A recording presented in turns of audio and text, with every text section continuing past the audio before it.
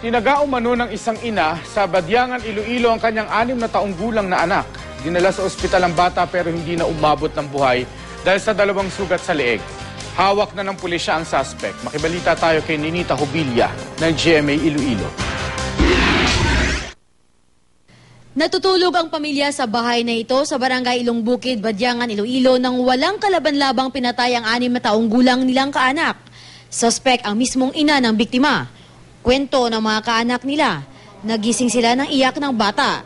Doon na nila nakita ang dugo ang katawan ng biktima. Gugwa gali sa sagwa, kung magbulog ka binangon.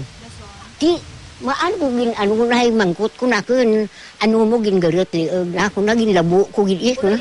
Ano ang balya pag tinigid ko no? Di, pagkamaan nga gaamuton. Dinala sa ospital ang bata pero hindi na umabot ng buhay. Nagtamo siya ng 2 sugat sa leeg.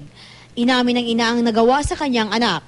Hinala ng kapatid ng biktima na wala sa tamang pag-iisip ang kanilang ina dahil sa mga personal na problema. Depression, gigiguro sa nanay. Ang ano ko lang, ang manghod ko na balangam. May kaso-kaso, ti daw, dira-guro bala naghalin.